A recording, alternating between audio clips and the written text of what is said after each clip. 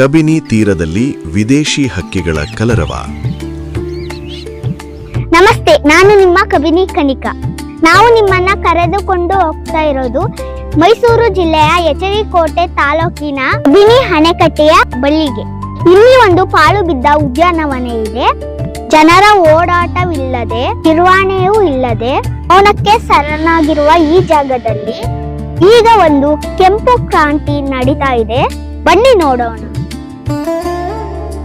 ಪ್ರಕೃತಿಯ ಮಡಿಲಲ್ಲಿ ಅಡಗಿರುವ ಅದ್ಭುತ ಲೋಕವೊಂದು ಈಗ ಅನಾವರಣಗೊಂಡಿದೆ. ಮೈಸೂರು ಜಿಲ್ಲೆಯ ಎಚ್.ಡಿ. ಕೋಟೆ ತಾಲೂಕಿನ ಕಬಿನಿ ಜಲಾಶಯದ ಪಕ್ಕದಲ್ಲಿರುವ ಪಾಳು ಬಿದ್ದ ಉದ್ಯಾನವನವೊಂದು ಈಗ ವಿದೇಶಿ ಪಕ್ಷಿಗಳ ಸ್ವರ್ಗ ತಾಣವಾಗಿ ಮಾರ್ಪಟ್ಟಿದೆ. ಮಾನವ ಸಂಚಾರವಿಲ್ಲದ ಈ ತಾಣದಲ್ಲಿ ಹಕ್ಕಿಗಳ ಕಲರವ ಮೇಳೈಸುತ್ತಿದೆ. ಕಬಿನಿ ಅಣೆಕಟ್ಟೆಯ ಭೋರ್ಗರೆತದ ನಡುವೆ ಈಗ ಪಕ್ಷಿಗಳ ಮಧುರ ಗಾನ ಕೇಳಿಬರುತ್ತಿದೆ.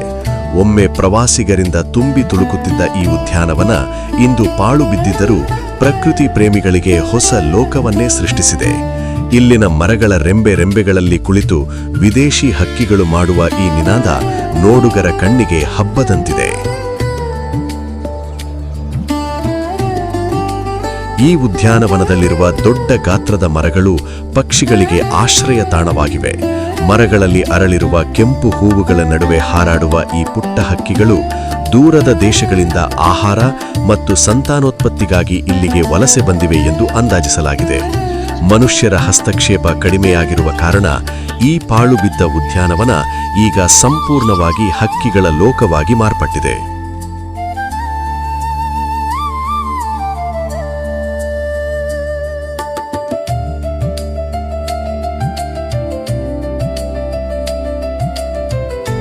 ಇಲ್ಲಿನ ಪರಿಸರವು ಪಕ್ಷಿಗಳಿಗೆ ಸುರಕ್ಷಿತ ತಾಣವಾಗಿದ್ದು ನೂರಾರು ಸಂಖ್ಯೆಯಲ್ಲಿ ಹಕ್ಕಿಗಳು ಇಲ್ಲಿ ಬೀಡು ಬಿಟ್ಟಿವೆ.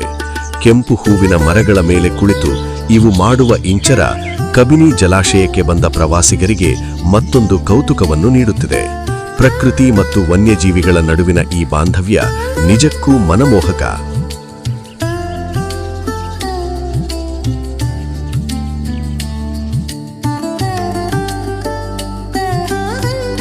ನೋಡಿದ್ರಲ್ಲ ವೀಕ್ಷಕರೇ, ಕಬಿನಿ ತೀರದ ಈ ಪಾಳು ಬಿದ್ದ ಉದ್ಯಾನವನ ಹೇಗೆ ಪಕ್ಷಿ ಕಾಶಿಯಾಗಿ ಮಾರ್ಪಟ್ಟಿದೆ ಎಂದು. ಪ್ರಕೃತಿ ತಾನೇ ತಾನಾಗಿ ಅರಳುವ ರೀತಿ ಹೀಗೆಯೇ ಇರುತ್ತದೆ.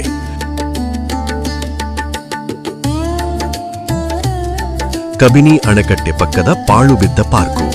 ವಿಷಯ: ವಿದೇಶಿ ಪಕ್ಷಿಗಳ ಆಗಮನ ಮತ್ತು ಅವುಗಳ ಕಲರವ.